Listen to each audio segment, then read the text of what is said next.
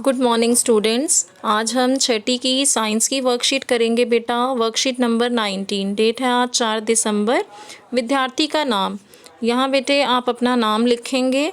कक्षा अध्यापक का नाम, यहाँ आप अपनी क्लास टीचर का नाम लिखेंगे। प्रकाश, छाया और परावर्तन। पिछली वर्कशीट में हमने पढ़ा छाया किस प्रकार बनती है। आज हम दर्पण और परावर्तन के बारे में जानेंगे। जब प्रकाश किरणें किसी वस्तु पर गिरती हैं तो वह टकराकर उसी माध्यम में वापस आ जाती हैं। प्रकाश किरणों की इस प्रक्रिया को प्रकाश का परावर्तन कहा जाता है। आपने बच्चों बॉल से खेला होगा कई बार। तो बॉल जब आप दीवार पर फेंकते हैं, दीवार से टकराकर बॉल वापस आ जाती है, ठीक है, उसी माध्यम में वापस आ जाती है। माध्यम मतलब उसी मीडियम में। ऐसे ही दर्पण में जब हम अपना चेहरा देखते हैं, किस कारण देख पाते हैं? जो प्रकाश किरणें दर्पण पर पड़ती हैं ऐसे, तो दर्पण से, ये दर्पण है, ठीक है, दर्पण से टकरा करके वापस आ जाती हैं उसी माध्यम में, तभी हम अपना चेहरा देख पाते हैं। इसी प्रक्रिया को हम क्या बोलते हैं? प्रकाश का परावर्तन। आगे पढ़ते हैं। प्रकाश के परावर्तन को समझने के लिए इस गतिविधि को करते हैं। समतल दर्पण के, जो शीशा है आपके घरों में होता है, उसके सामने खड़े हो जाइए। अपने प्रतिबिंब को देखिए। हमें अपना चेहरा दिखाई देता है, प्रतिबिंब दिखता है। तो पहला प्रश्न पूछ रहा है, क्या आपका प्रतिबिंब और आपके शरीर का आकार एक ही है? ऐसा तो नहीं है हमारा चेहरा हमें बड़ा या छोटा दिखाई देता है। तो जिस आकार का हमारा शरीर है वही आकार हम अपने शीशे में देखते हैं।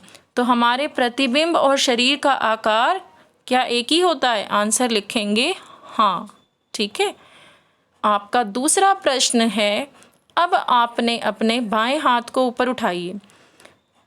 बाएं हाथ को ऊपर उठाइए। आपके प्रतिबिंब ने किस हाथ को उठाया?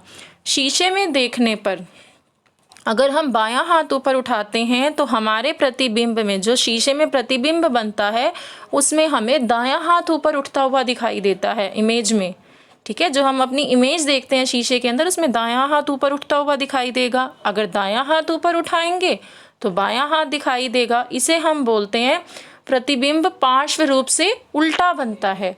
दायां तरफ हमें बाईं तरफ दिखेगी, दायां हाथ ऊपर उठाने पर बायां और बायां हाथ ऊपर उठाने पर उसमें शीशे में हमें दायां दिखता है, ठीक है। तो इसका आंसर आप लिखेंगे दायां हाथ।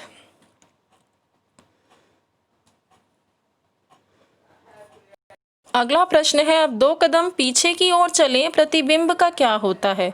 ये बेटा देखो दर्पण है। अगर मैं यहाँ से 2 मीटर की दूरी पर खड़ी हूँ, ठीक है, तो मेरा जो प्रतिबिंब दर्पण के पीछे बनेगा वो भी 2 मीटर की दूरी पर ही बनेगा। ये अगर 2 मीटर की दूरी है तो 2 मीटर की दूरी पर ही प्रतिबिंब बनेगा। अगर मैं यहाँ से 2 कदम पीछे जाती हूँ तो मेरा जो दर्पण के पीछे ये प्रतिबिंब बना है, ये वाला, ये भी 2 कदम पीछे बनेगा, ठीक है। इसका मतलब दर्पण जो है हमारे और हमारे प्रतिबिंब के बिल्कुल बीचों बीच होता है।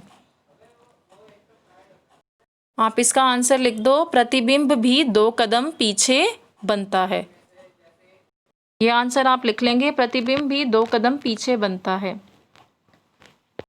क्रियाकलाप बेटा आपको दिया गया है। महेश दर्पण के सामने खड़ा होता है तो वह आकृति देख पाता है जो उसके ही समान दिखती है, इसे प्रतिबिंब कहते हैं।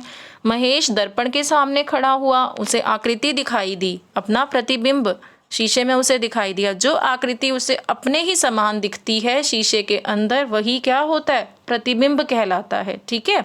हम लोग भी देखते हैं अपना चेहरा, तो वो क्या है? हमारे चेहरे का प्रतिबिंब होता है। जब प्रकाश सूर्य या बल्ब जैसे प्रकाश स्रोत से महेश पर गिरता है तो ये प्रकाश किरणें फिर से परावर्तित होती हैं, जिससे एक प्रतिबिंब बनता है। और जब ये परावर्तित किरणें महेश की आंखों में प्रवेश करती हैं तो वह अपना प्रतिबिंब देख सकता है। अंधेरे कमरे में आप शीशे में अपना चेहरा नहीं देख सकते। आपको दर्पण में देखने के लिए प्रकाश चाहिए कमरे के अंदर, ठीक है, चाहे वो सूर्य का हो या ट्यूबलाइट हो या बल्ब हो। तो जब प्रकाश स्रोत से, यानी कि ट्यूबलाइट या बल्ब से, प्रकाश स्रोत से महेश पर प्रकाश गिरा, तो ये प्रकाश किरणें जो हैं दर्पण पर पड़ती हैं और फिर दर्पण पर ये प्रकाश किरणें जो पड़ी हैं दर्पण से परावर्तित हुई, टकरा करके परावर्तित होती हैं, ठीक है। दर्पण से टकरा के परावर्तित होके महेश की आँखों पर पड़ी और इसी कारण से वो अपना प्रतिबिंब देख पाया। इस गतिविधि को हम एक समतल दर्पण में बने प्रतिबिंब की कुछ विशेषताओं का निरीक्षण करते हैं। अब हम पढ़ेंगे किस तरीके से समतल दर्पण में प्रतिबिंब के लक्षण हैं। प्रतिबिंब का आकार वस्तु के आकार के समान होता है। हमारा जो शरीर का आकार है छोटा बड़ा हमें नहीं दिखता, हमारे प्रतिबिंब में जो आकार है वही आकार हमें प्रतिबिंब में भी दिखता है। दूसरा पॉइंट, प्रतिबिंब पार्श्व रूप से उल्टा बनता है। बायां हाथ उठाने पर प्रतिबिंब में दायां हाथ ऊपर उठा हुआ दिखता है, दायां हाथ उठाने पर प्रतिबिंब में बायां हाथ ऊपर उठा दिखता है, तो पार्श्व रूप से उल्टा बनता है। प्रतिबिंब दर्पण के पीछे उतनी दूरी पर बनता है जितनी दूरी पर वस्तु दर्पण के सामने होती है। ये अगर दर्पण है और यहाँ से 2 मीटर की दूरी पर अगर मैं खड़ी हूँ तो मेरा प्रतिबिंब भी जो है दर्पण से 2 मीटर की दूरी पर ही बनेगा। दर्पण के पीछे 2 मीटर की दूरी पर बनेगा प्रतिबिंब, ठीक है। अगर दर्पण के आगे यहाँ मैं 2 मीटर की दूरी पर खड़ी हूँ तो ये तीसरा पॉइंट था आपका। चौथा पॉइंट है, जब आप दर्पण के सामने खड़े होकर पीछे की ओर चलते हैं तो आपका प्रतिबिंब भी पीछे की ओर जाता है। ये दर्पण है, अगर मैं यहाँ खड़ी हूँ, देखिए 3 मीटर की अगर ये दूरी है और 2 कदम अगर मैं पीछे जाती हूँ, प्रतिबिंब जो 3 मीटर की दूरी पर ही बनेगा और मेरे 2 कदम पीछे जाने पर प्रतिबिंब भी 2 कदम पीछे चला जाएगा, ठीक है। और जो प्रतिबिंब बनता है हमारा दर्पण में वो वास्तविक प्रतीत होता है, लगता है वास्तविक है लेकिन होता नहीं है। कैसा प्रतिबिंब बनता है दर्पण में? आभासी, ठीक है। आभासी प्रतिबिंब बनता है। वास्तविक वो प्रतिबिंब है जो पर्दे पर प्राप्त किया जा सकता है, लेकिन दर्पण में कैसा बनेगा? इसमें आभासी प्रतिबिंब, वास्तविक नहीं बनेगा। आपको एक क्रियाकलाप दिया गया है, एक कागज पर ABC लिखिए और एक समतल दर्पण की ओर कागज को रखिए। कागज पर ABC लिखकर शीशे की ओर कागज को कर दो, तो जो आपने बेटा ABC लिखा है, A तो आपको A ही दिखेगा दर्पण में, B आपको ऐसा दिखेगा, ठीक है, और C आपको ऐसा दिखेगा।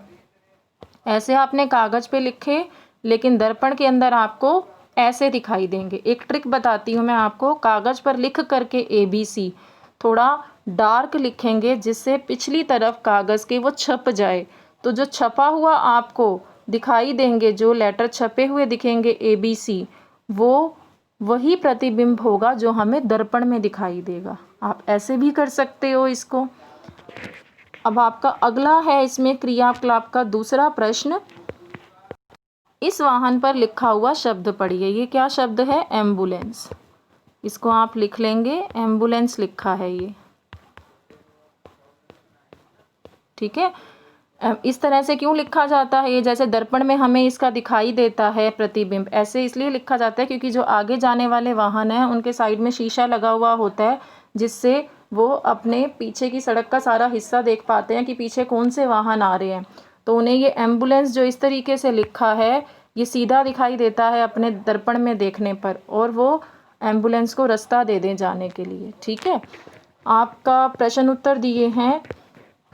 पहला प्रश्न है, प्रकाश का परावर्तन क्या है?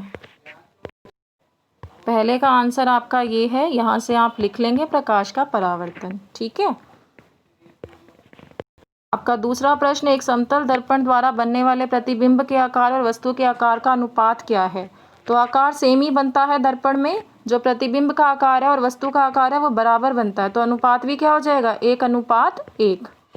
ये आपका दूसरे का आंसर है, प्रतिबिंब का आकार बराबर वस्तु का आकार, अनुपात क्या हो जाएगा? 1:1। आपका तीसरा प्रश्न है, क्या हम एक दर्पण के अलावा किसी और वस्तु में अपना प्रतिबिंब देख सकते हैं? उनके नाम लिखिए। इसका आंसर आप लिखेंगे पानी, थाली और चम्मच। इसमें हम अपना प्रतिबिंब देख पाते हैं ना, पानी में भी जो थाली, नई थाली लाते हैं आप, और चम्मच में भी, ठीक है। तीसरे का आंसर लिख लो। आपका चौथा प्रश्न है, कागज पर अपना नाम लिखो, उसे दर्पण के सामने रखो, इस दर्पण में दिखने वाले अपने नाम के प्रतिबिंब को लिखो। एक कागज पर अपना आप नाम लिखेंगे, दर्पण के सामने देखो और कैसा प्रतिबिंब आपको अपने नाम का दिखाई देता है वो लिखोगे। जैसे देखो ये स्टडी लिखा है यहाँ पर, ये दर्पण रखा हुआ है तो दर्पण में देखने पर ऐसा दिखता है हमें। इसी तरीके से आप अपना नाम लिखेंगे और दर्पण में कैसा दिखाई देगा वो लिखेंगे। ये यहाँ मैं आपको अल्फ़ाबेट दिखा रही हूँ। अगर ए को हम देखें तो इस तरीके से हमें दर्पण में दिखाई देता है, बी को देखें तो ऐसा। ये आप हेल्प ले सकते हैं अपने नाम का प्रतिबिंब देखने के लिए। ठीक है, अब आप इसके क्वेश्चन आंसर कर लो। Thank you for watching my video.